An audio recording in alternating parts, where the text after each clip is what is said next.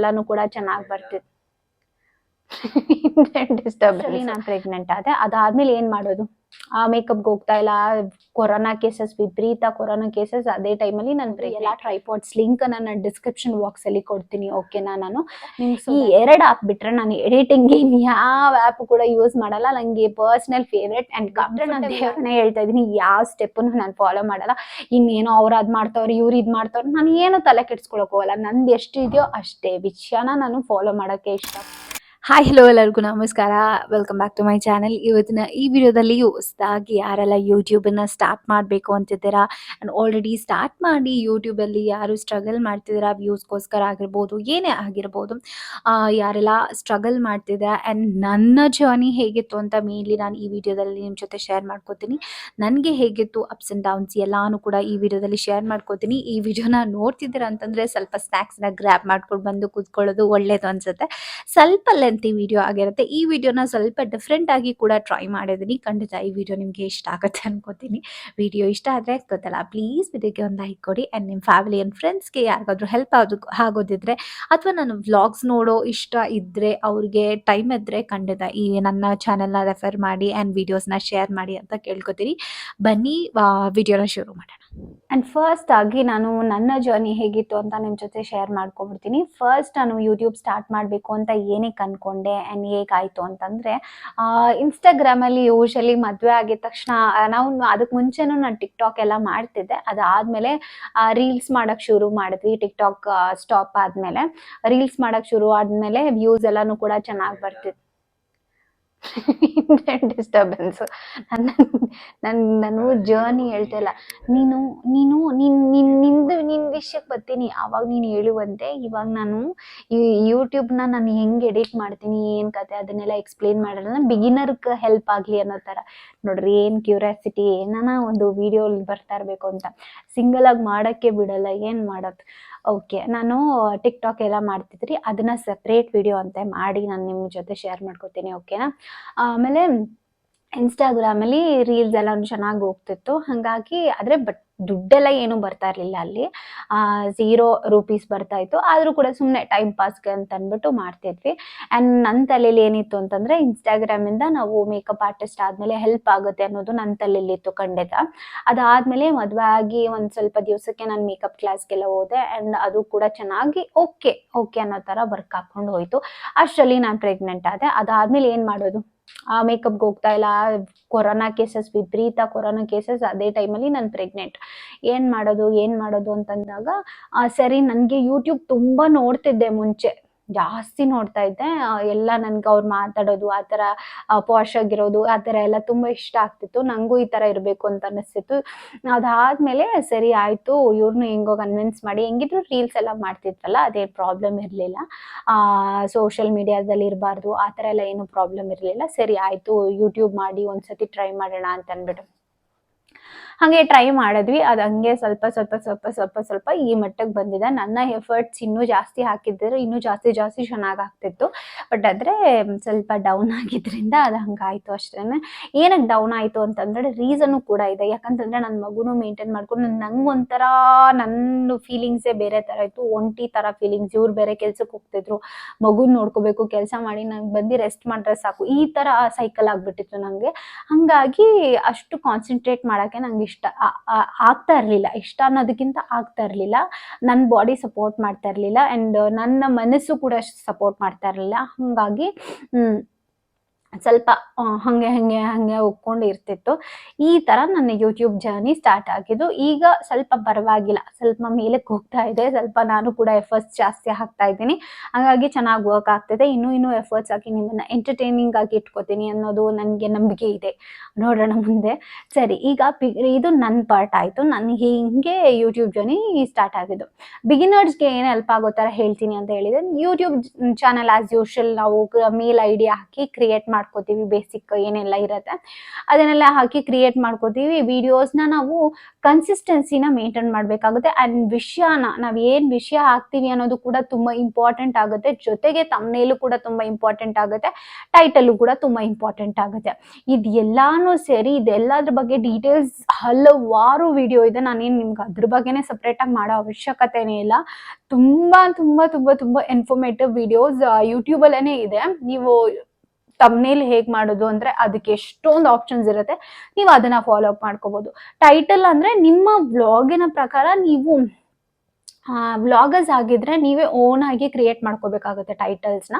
For example ಏನಾದರೂ message ಕೊಡೋದಾಗಿರ್ಲಿ ಅಥವಾ ಏನಂತಾರೆ ಮೆಸೇಜ್ ಕೊಡೋದು, ಅದ್ರ ಬಗ್ಗೆ ಹೇಳೋದು, ಇದ್ರ ಬಗ್ಗೆ ಹೇಳೋದು, ಮೊಬೈಲ್ಸ್ ಬಗ್ಗೆ ಹೇಳೋದು, ಈ ಥರ ಎಲ್ಲ ಇನ್ಫಾರ್ಮೇಟಿವ್ ವಿಡಿಯೋಸ್ ಆಗಿದ್ರೆ ಅದನ್ನ ನೀವು ಚೆಕ್ ಮಾಡಿ ಎಲ್ಲ ಕಡೆನೂ ನೋಡಿ ನೀವು ಟೈಟಲ್ಸ್ನ ಮಾಡ್ಕೋಬಹುದು. ಬಟ್ ಆದರೆ ವ್ಲಾಗರ್ಸ್ಗೆ ನಾವು ಎಲ್ಲಾನು ಕೂಡ ಓನ್ ಆಗೇನೆ ಮಾಡ್ಕೋಬೇಕಾಗುತ್ತೆ. ಟೈಟಲಿಂದ ತಮ್ನೇಲಿಂದ ಎಲ್ಲಾನು ಕೂಡ ನಾವು ಸ್ವಂತವಾಗಿನೇ ಮಾಡ್ಕೋಬೇಕಾಗುತ್ತೆ. ಕೆಲವೊಬ್ರು ಕಾಪಿ ಮಾಡ್ತಾರೇನೋ ನನಗ್ ಗೊತ್ತಿಲ್ಲ, ಬಟ್ ಆದ್ರೆ ನನ್ಗೆ ನನ್ನ ಬ್ಲಾಗ್ ಅಲ್ಲಿ ಏನ್ ಕಾಪಿ ಮಾಡಕ್ ಆಗಲ್ಲ ಅಂತ ಅನ್ಸುತ್ತೆ. ಬ್ಲಾಗ್ ಅಲ್ಲಿ ಏನಿದೆಯೋ ಅದೇ ವಿಷಯನ ನಾವು ಟೈಟಲ್ ಅಲ್ಲಿ ಹಾಕ್ಬೇಕಾಗುತ್ತೆ. ನಾನು ವ್ಲಾಗು ಇವಾಗ ಪೂಜೆ ಮಾಡೋ ವ್ಲಾಗ್ ಹಾಕ್ಬಿಟ್ಟು ಯಾರೋ ಏನೋ ಟೈಟಲ್ ಹಾಕಿದ್ದಾರೆ ಅಂದ್ರೆ ನಾನು ಅದನ್ನ ಹಾಕಕ್ಕಾಗಲ್ಲ. ನಾನು ಏನ್ ವಿಷಯ ಇದೋ ಅದನ್ನೇ ಹಾಕ್ಬೇಕಾಗುತ್ತೆ. ಇದನ್ನ ಫಾಲೋ ಅಪ್ ಮಾಡ್ಕೋಬೇಕಾಗುತ್ತೆ. ವಿಡಿಯೋ ಲೆಂತ್ ನ ಮೇಂಟೈನ್ ಮಾಡ್ಕೋಬೇಕಾಗುತ್ತೆ. ನೀವು 2 minutes 3 minutes 4 minutes ಈ ತರ ವಿಡಿಯೋಸ್ಗಿಂತ ಅಟ್ಲೀಸ್ಟ್ ಮ್ಯಾಕ್ಸಿಮಮ್ 10 8 11 15 ಈ ತರ ಮಾಡ್ಕೊಂಡು ಹೋದ್ರೆ ನಿಮ್ಗೆ ವಾಚ್ ಟೈಮು ಕೂಡ ಜಾಸ್ತಿ ಆಗುತ್ತೆ ಅಂಡ್ ಬೇಗ ಕೂಡ ರೀಚ್ ಆಗ್ತೀರಾ. 3 minutes 4 minutes ಅಂದ್ರೆ ಸ್ವಲ್ಪ ಕಷ್ಟ ಆಗುತ್ತೆ. ಅಂಡ್ ಇನ್ನೊಂದು ಪ್ಲಸ್ ಪಾಯಿಂಟ್ ಏನು ಅಂತಂದ್ರೆ ನೀವು ಶಾರ್ಟ್ಸ್ ಅನ್ನ ಹಾಕ್ಬೋದು. ನೀವು 2-3 minutes ವ್ಲಾಗ್ಸ್ ಅನ್ನ ಮಾಡೋದಕ್ಕಿಂತ ಅದನ್ನೇ ಮಿನಿ ವ್ಲಾಗ್ ತರ ಮಾಡಿ ನೀವು ಅದನ್ನ ಹಾಕ್ಬೋದು. ಲೆಂತಿ ವಿಡಿಯೋಗೆ ನೀವು ಸ್ವಲ್ಪ ಡ್ರ್ಯಾಗ್ ಮಾಡಿಬಿಟ್ಟು ಒಂದು 10 minutes ವಿಡಿಯೋ ತರ ಮಾಡಿ ಹಾಕಿ ಆ ತರ ವರ್ಕ್ ಆಗುತ್ತೆ, ತುಂಬಾ ಚೆನ್ನಾಗಿ ವರ್ಕ್ ಆಗುತ್ತೆ. ನೀವು ಶಾರ್ಟ್ ವಿಡಿಯೋ ಮಾಡೋದಕ್ಕಿಂತ ಅದನ್ನ ಶಾರ್ಟ್ಸ್ ಅಲ್ಲಿ ಹಾಕೊಳ್ಳಿ, ಲೆಂತಿ ವಿಡಿಯೋನ ದೊಡ್ಡದಾಗಿ ವಿಡಿಯೋ ಮಾಡಿಬಿಟ್ಟು ವಿಡಿಯೋಸ್ ಅಲ್ಲಿ ಹಾಕೊಳ್ಳಿ. ಅದು ನನ್ಗೆ ಚೆನ್ನಾಗಿ ವರ್ಕ್ ಆಗಿದೆ, ಹಂಗಾಗಿ ಅದನ್ನ ಹೇಳ್ತಾ ಇದ್ದೀನಿ. ಅಂಡ್ ನೆಕ್ಸ್ಟ್ ಪಾಯಿಂಟ್ ಬಿಗಿನರ್ಸ್ಗೆ ಏನು ಅಂತಂದ್ರೆ ಹ್ಯಾಶ್ ಟ್ಯಾಗ್ಸ್ ಅನ್ನ ಹಾಕೋಬೇಕಾಗುತ್ತೆ.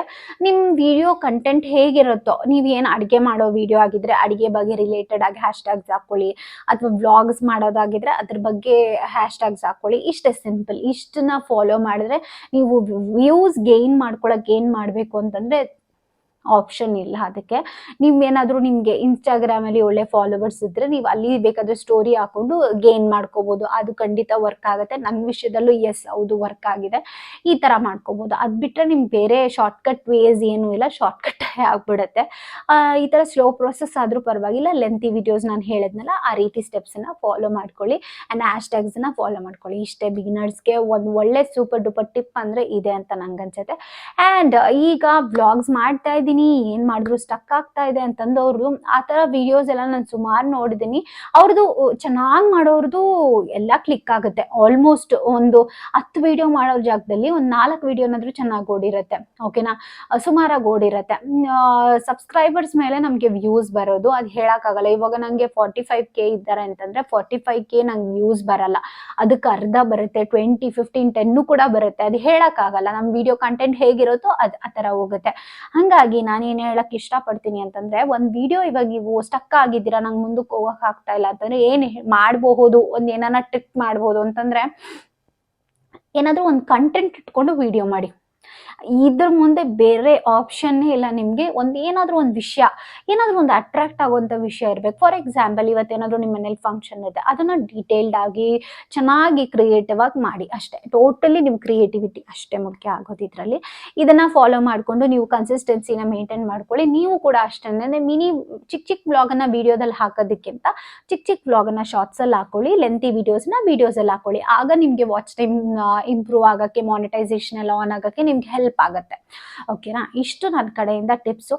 ಅಂಡ್ ನೆಕ್ಸ್ಟ್ ವಿಚಾರ ಏನು ಅಂತಂದ್ರೆ, ನೀವು ವಿಡಿಯೋಸ್ ಎಲ್ಲ ಮಾಡ್ತೀರಾ, ಏನ್ರಲ್ಲಿ ಎಡಿಟ್ ಮಾಡ್ತೀರಾ, ಏನೇನ್ ಟೂಲ್ಸ್ ಯೂಸ್ ಮಾಡ್ತೀರಾ, ಯಾವ ಟ್ರೈಪಾಡ್ಸ್ ಯೂಸ್ ಮಾಡ್ತೀರಾ, ರಿಂಗ್ ಲೈಟ್ ಯೂಸ್ ಮಾಡ್ತೀರಾ, ಅದೇನ್ ಮಾಡ್ತೀರಾ ಹೇಳಿ. ಅದನ್ನೇನು ಸೀಕ್ರೆಟ್ ಆಗಿ ಸೀಕ್ರೆಟ್ ಏನು ಇಲ್ಲ ಇದ್ರೊಳಗಡೆ. ನಾನು ಜಸ್ಟ್ ನಾರ್ಮಲ್ ಕ್ಯಾಮ್ರಾ, ನಿಮ್ಗೆ ಫೋನ್ ಇದ್ರೆ ಸಾಕು, ಬೇಸಿಕ್. ನೀವೇನು ದೊಡ್ಡದು ಕ್ಯಾಮ್ರಾನೇ ತಗೋಬೇಕು ಆ ಥರ ಎಲ್ಲ ಏನೂ ಇಲ್ಲ.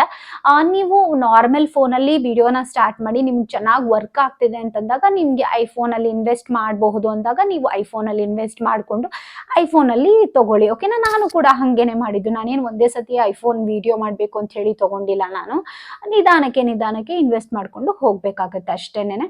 ಅದಾದ್ಮೇಲೆ ನೀವೇನು ಕ್ಯಾಮ್ರಾನೇ ತಗೋಬೇಕು ಆ ಥರ ಎಲ್ಲ ಏನೂ ಇಲ್ಲ. ನಾರ್ಮಲ್ ಫೋನೇ ಬೇಸಿಕ್ ಆಗಿ ಸಾಕು. ಆ್ಯಂಡ್ ಟ್ರೈಪಾಡ್ಸ್ ಅಂತ ಬಂದಾಗ ನಾನು ಒಂದಷ್ಟು ಟ್ರೈಪಾಡ್ಸ್ನ ನಾನು ಏನೇನಿಲ್ಲ ಯೂಸ್ ಮಾಡ್ತೀನಿ, ಈ ವಿಡಿಯೋ ಮಾಡೋಕ್ಕೂ ಒಂದು ಯೂಸ್ ಮಾಡ್ತಾ ಇದ್ದೀನಿ, ಅದನ್ನು ನೋಡ್ತಾ ಇದ್ದೀನಿ. ಕಿಚನಲ್ಲಿ ಯೂಸ್ ಮಾಡೋಕ್ಕಾಗಿರ್ಬೋದು ಅಥವಾ ವಿಡಿಯೋಸ್ ಮಾಡೋದಕ್ಕಾಗಿರ್ಬೋದು ಅಥವಾ ಹ್ಯಾಂಡ್ದು ಆಗಿರ್ಬೋದು, ಎಲ್ಲ ಟ್ರೈಪಾಡ್ಸ್ ಲಿಂಕನ್ನು ನಾನು ಡಿಸ್ಕ್ರಿಪ್ಷನ್ ಬಾಕ್ಸಲ್ಲಿ ಕೊಡ್ತೀನಿ. ಓಕೆನಾ? ನಾನು ನಿಮ್ಗೆ ಸೊ ದ್ಯಾಟ್ ಕನ್ವೀನಿಯೆಂಟ್ ಆಗಿರತ್ತೆ, ಈಸಿಯಾಗಿರತ್ತೆ ಅಂತ ಹೇಳಿ. ನೆಕ್ಸ್ಟ್ ಏನರಲ್ಲಿ ಎಡಿಟ್ ಮಾಡ್ತೀನಿ ಅನ್ನೋ ವಿಷಯಕ್ಕೆ ಬಂದರೆ, ನಾನು ಬೇಸಿಕ್ ಆ್ಯಪ್ ಅಂತಂದರೆ ಇನ್ಶಾರ್ಟ್ ಬೆಸ್ಟ್ ಆಪ್ಷನ್. ಎಲ್ಲರಿಗೂ ಕನ್ವೀನಿಯೆಂಟ್ ಆಗಿರುತ್ತೆ, ಎಲ್ಲಾನು ಕೂಡ ಅರ್ಥ ಆಗುತ್ತೆ. ಅದರಲ್ಲಿ ಯಾವುದು ಏನು ಮಾಡಬೇಕು, ಏನು ಕತೆ, ಎಲ್ಲಾನು ಡ್ರ್ಯಾಗ್ ಎಲ್ಲಾನು ಅವರೆಲ್ಲ ಮೆನ್ಷನ್ ಮಾಡ್ತಾ ಇರ್ತಾರೆ. ನಾವೇನು ಹೊಸದಾಗಿ ಏನು ಮಾಡೋ ಅವಶ್ಯಕತೆ ಇಲ್ಲ, ಈಸಿಯಾಗಿ ಅರ್ಥ ಆಗುತ್ತೆ ಇನ್ಶಾರ್ಟ್. ಓಕೆನಾ? ಇನ್ಶಾರ್ಟಲ್ಲಿ ನೀವು ಮಾಡ್ಕೋಬೋದು. ಅದು ಬಿಟ್ಟರೆ ವಿಡಿಯೋಸ್ ಎಲ್ಲ ಮಾಡೋಕ್ಕೆ ನಾನೇನಾದರೂ ಶಾರ್ಟ್ಸ್ ಮಿನಿ ವ್ಲಾಗ್ಸ್ ಆಗಿರ್ಬೋದು ಅಥವಾ ಏನಾನ ರೀಲ್ಸ್ ವಿಡಿಯೋ ಎಡಿಟ್ ಮಾಡೋದಾಗಿರಲಿ, ಎಲ್ಲಾನು ಕೂಡ VN ಅಲ್ಲಿ ಮಾಡ್ಕೊತೀನಿ. VN ಆ್ಯಪನ್ನು ಕೂಡ ಚೆನ್ನಾಗಿದೆ, ನಂಗೆ ಇಷ್ಟ ಆಗುತ್ತೆ.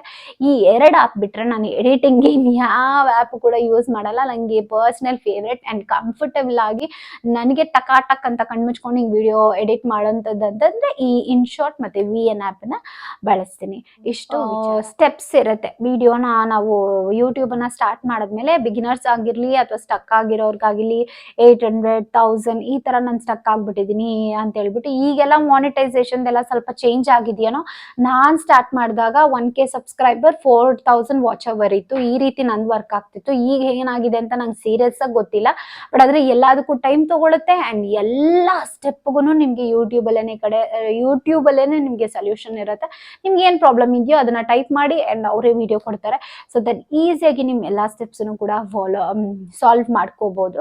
ಇಷ್ಟು ನನ್ನ ಎಕ್ಸ್ಪೀರಿಯನ್ಸ್ ಜೊತೆಗೆ ನಿಮಗೂ ಕೂಡ ಈ ವಿಡಿಯೋ ಹೆಲ್ಪ್ ಆಗುತ್ತೆ ಅನ್ಕೋತೀನಿ. ಬಿಗಿನರ್ಸ್ಗಾಗಿರ್ಬೋದು ಅಥವಾ ಆಲ್ರೆಡಿ ವ್ಲಾಗ್ಸ್ನ ಸ್ಟಾರ್ಟ್ ಮಾಡಿ ಇಂಟ್ರೆಸ್ಟ್ ಇದೆ, ವರ್ಕ್ ಆಗ್ತಿಲ್ಲ ಅಂತಂದವ್ರಿಗಾಗಿರ್ಬೋದು. ನಾನು ಕೆಲವು ಕಮೆಂಟ್ಗಳನ್ನ ನೋಡಿದ್ದೀನಿ ನನ್ನ ವೀಡಿಯೋಸಲ್ಲಿ, ಹಾಗಾಗಿ ನನಗೆ ಈ ವಿಡಿಯೋ ಮಾಡಬೇಕು ಅನ್ನಿಸ್ತು ಆ್ಯಂಡ್ ಕಂಪ್ಲೀಟಾಗಿ ಫೈನಲಿ ನಾನು ಎಲ್ಲಾನು ಕೂಡ ರಿವೀಲ್ ಮಾಡಿದ್ದೀನಿ.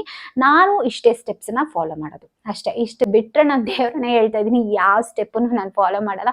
ಇನ್ನೇನೋ ಅವ್ರು ಅದು ಮಾಡ್ತವ್ರು, ಇವ್ರು ಇದು ಮಾಡ್ತವ್ರು, ನಾನು ಏನು ತಲೆ ಕೆಡ್ಸ್ಕೊಳಕ್ಕೆ ಹೋಗಲ್ಲ. ನಂದು ಎಷ್ಟು ಇದೆಯೋ ಅಷ್ಟೇ ವಿಷಯನ ನಾನು ಫಾಲೋ ಮಾಡೋಕ್ಕೆ ಇಷ್ಟಪಡ್ತೀನಿ. ನಾನು ಹಾಗೇನೆ ಕೂಡ ಇದ್ದೀನಿ. ಹಂಗಿರೋದೇ ಬೆಟರ್ ಅಂತ ನಂಗೆ ಅನ್ಸುತ್ತೆ. ಇಷ್ಟು ನನ್ನ ಕಡೆಯಿಂದ ನಿಮ್ಗೆ ಎಲ್ಲರಿಗೋಸ್ಕರ ಈ ಟಿಪ್ಸು. ಖಂಡಿತ ಈ ವಿಡಿಯೋ ಇಷ್ಟ ಆಗುತ್ತೆ ಅನ್ಕೋತೀನಿ. ವಿಡಿಯೋ ಇಷ್ಟ ಆದರೆ ಪ್ಲೀಸ್ ವಿಡಿಯೋಗೆ ಒಂದು ಲೈಕ್ ಕೊಡಿ ಅಂತ ಹೇಳ್ತಾ ಮುಂದಿನ ವಿಡಿಯೋದಲ್ಲಿ ಸಿಗ್ತೀನಿ. ಅದೆಲ್ಲ take care, bye, lots of love, bye.